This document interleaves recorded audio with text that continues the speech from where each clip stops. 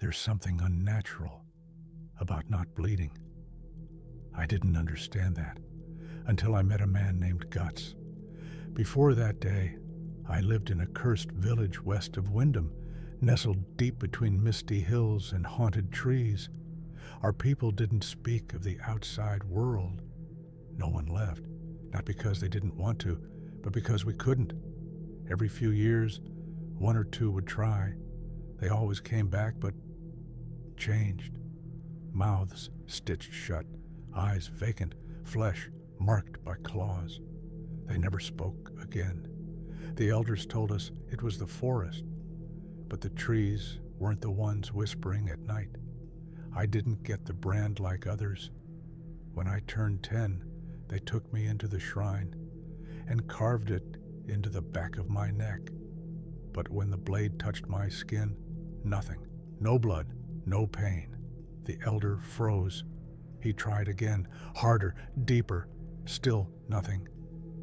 My skin split open, yes, but there was no blood, just dark air, like the wound was a hole leading to something else. They still called it a brand. It looked the same, but they whispered. They avoided me. Some said I wasn't marked. Others said I was marked too deeply. Eventually, they stopped including me in the offerings. That's what they called the deaths, offerings. Every new moon, one of us disappeared. Sometimes we heard screams from the woods. Sometimes we didn't. But they never came back. Every villager had the brand of sacrifice, except me. Or maybe, especially me. Years passed. I learned to live with the fear, the whispers, and the darkness, until he came. A man with a massive sword, dragging behind him like a slab of hate itself. His arm was metal. His eye was sharp. And the moment he stepped into our village, everything changed. He called himself Guts. I was 18 when he arrived. Most of the village hid, but I couldn't help myself. I followed him. The brand on his neck bled the moment he entered the shrine. I watched from the shadows as he fought things, spirits made of shadow and teeth, crawling across the ceiling like spiders. He cut them down one by one, screaming steel, twitching corpses, gory mist. But I noticed something. None of them attacked me. They stared, hissed, recoiled, but didn't touch me. It was like they couldn't. After the fight, I approached him. "You have the brand," I said. "Like me." He turned, narrowed his eye. "Does yours bleed?" "No." He looked at me, long and hard, like trying to see through my bones. Then he said something I didn't expect. "Then you're not cursed," he said. "You're something worse." We traveled together for a short time, not because he trusted me. He didn't. But I followed him anyway. Something deep inside told me I needed to see the truth, even if it killed me. He called me dead skin, said it was because I smelled like a corpse, but never bled like one. He told me about the God Hand, about Griffith, about sacrifice, fate, causality. I didn't understand most of it, but I did understand pain, and Guts was full of it. He watched me carefully, said he wanted to test something. One night, he took his sword, Dragon Slayer, and pressed it against my throat. "Not a scratch," he muttered. "Even this can't hurt you."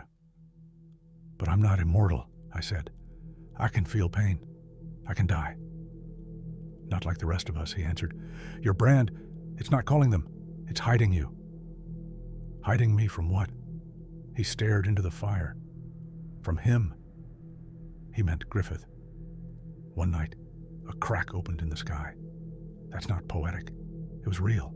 A literal rip, jagged, and bleeding light tore across the heavens. Spirits poured out. Apostles. Laughter that echoed like children. And demons at once. Guts fought like a devil. I watched from the edge, frozen, but they didn't see me, even when I screamed. That's when I understood. I wasn't cursed. I was cloaked, like something was keeping me off their radar. But why? I left Guts the next day. He didn't stop me. Just looked at me and said, "If you ever figure out what you are, don't come looking for me." That was 3 years ago. Since then, I've wandered. No demons, no attacks. Just dreams.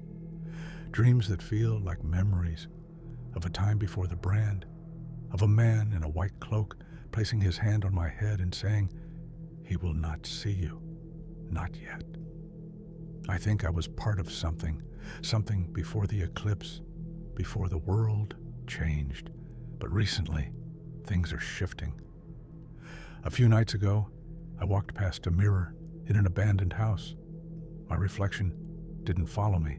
It stared, smiled, and whispered, "The brand that never bled is the brand that never screamed." I don't know what that means, but I think I'm going to start bleeding soon. And when I do, I'll finally learn what I was hiding from. I bled for the first time yesterday. It wasn't from a fight, not a wound or accident. It was a nosebleed, tiny, stupid, meaningless.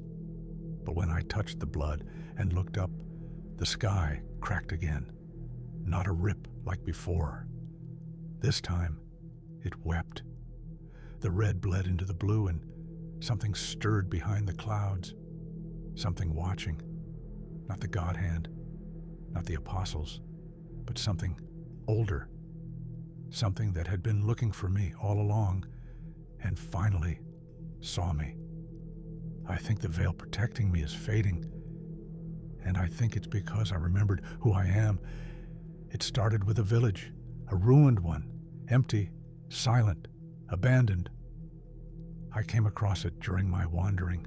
Every house was burned to ash, and the stone shrine at the center stood untouched, as if whatever destroyed the village dared not cross its threshold. I walked inside. Inside the shrine, everything was wrong. Gravity bent sideways.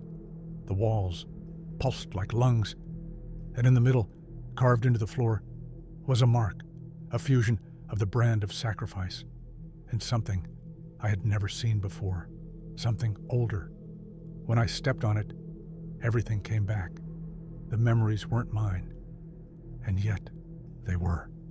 I was born inside a child who wasn't meant to exist, a child offered before birth as a vessel, not to the God hand, but to the void behind the veil, a being deeper than the idea of evil, a being that Griffith fears but cannot touch, a mistake in causality, a blind spot in fate.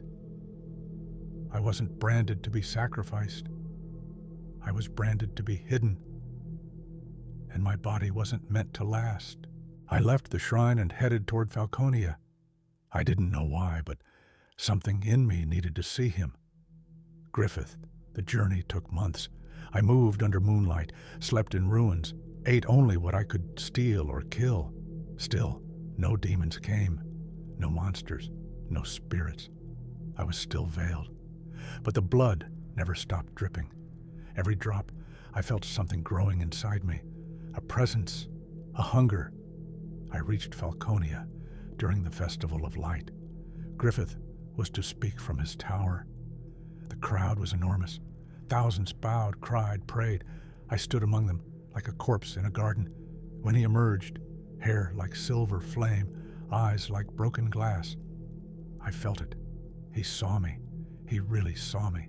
His gaze faltered, just slightly. But I saw the flicker, and I heard a voice, not his, but mine, from within me. "You should not exist." I blacked out. I woke up in a dungeon. Griffith was there. "So," he said, standing in the shadows, "the stillborn one chose you." I didn't speak. My mouth felt full of rust. He approached, graceful as a ghost, and knelt beside me. "You were designed to rot before we ever saw you. An error, a null in causality, but somehow..." He touched the brand on my neck, which now pulsed violently, bleeding constantly. "You survived." I don't want any of this, I whispered. I know, he said softly, and that's why you're dangerous. He stood and drew a thin, silver blade. I'll fix the mistake. One clean cut.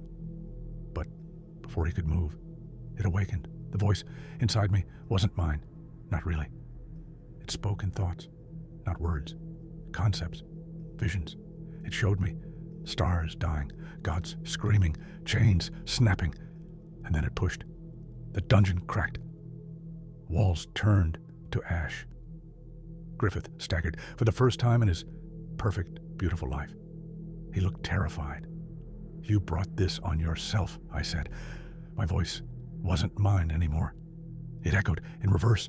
The brand on my neck burned bright red, then black. It fell off, like a scab. And from the stump where it once was, a second shadow crawled out of my skin. It wasn't a demon. It wasn't a god.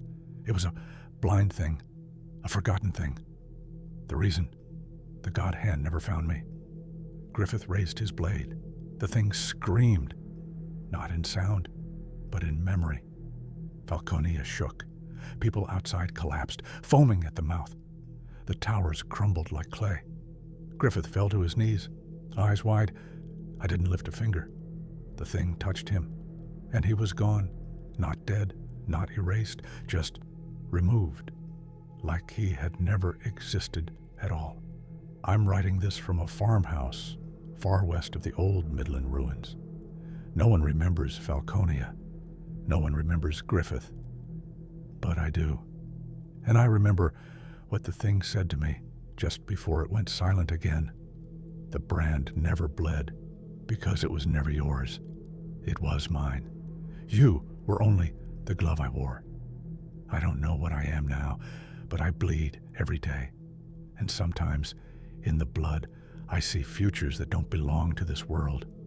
One day, Guts will find me again. I hope he kills me before the thing inside does more. But I don't think he will, because some errors are meant to spread.